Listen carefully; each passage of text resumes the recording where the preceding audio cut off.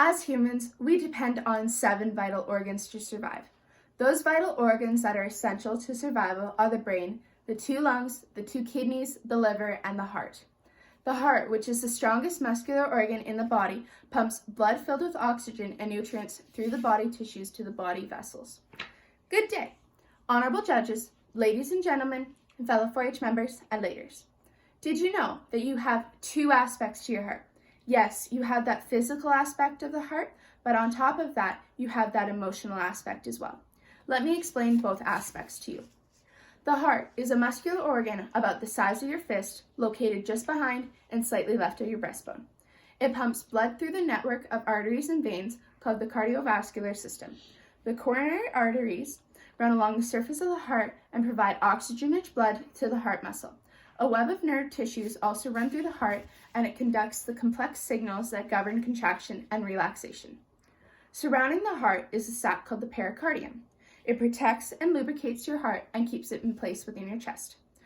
The heart has 4 chambers. The right atrium is located on the top right side of the heart. It receives blood from the veins and pumps it to the right ventricle. The right ventricle is located on the bottom right side of the heart. It receives blood from the right atrium and pumps it to the lungs. The left atrium is located on the top left side of the heart.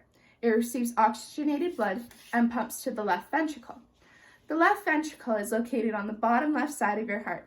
It is the strongest chamber and it pumps oxygen-rich blood to the rest of the body.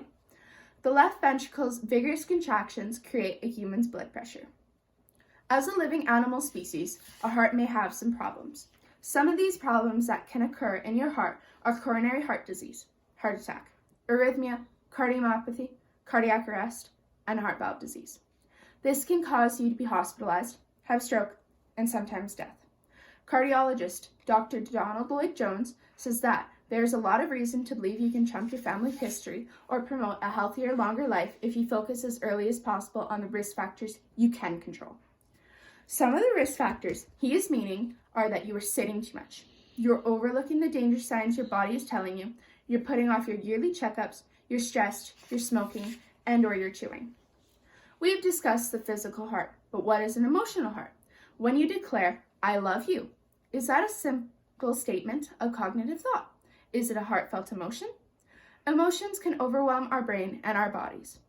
They travel our emotional highway between our heart and our minds in just a bit. The connection is undeniable, but difficult to measure. While there is still so much to understand, science already tells us that there is no doubt that emotion impacts not only our mental health, but also our well-being, especially that of the heart. People sometimes undermine the emotional heart saying, oh, I'll be fine. When people get good and bad news, your heart beats faster, your blood pressure increases, your breathing picks up, your muscles tighten. This is all of your emotional heart taking control of your physical heart, and it messes with all of your emotions. People say that they may die of a broken heart. In some cases, this is actually true. It is called sad heart syndrome. It refers to when you're depressed, you put your heart under quite a severe degree of strain. Depressed people are more likely to develop heart disease. Broken heart syndrome is more a sudden version of this. When you're under severe emotional distress, for example, hearing about the death of a relative, the coronary arteries may go into a spasm. There may be a decreased blood supply to the heart. The heart might not contract the way it's supposed to. Stress hormones, particularly norepinephrine, may flood the circulation. This predisposes the heart to rhythmic disturbances, which can end up fatal. You as an individual are able to control your emotional heart. You're able to go for a walk, have a hot bath, keep a journal of all your stressful times, and much more. By doing this, you will be able to understand how your emotional heart messes with your body, and you will know how to calm yourself and go back to your normal state. By doing this, you will have a much happier and healthier life. We have covered both the physical and the emotional heart, but what do these have in common? They both have the physical feature to be able to harm you, they can keep you alive, and when people think of the heart, they think of the physical, the emotional side, but are both equally important.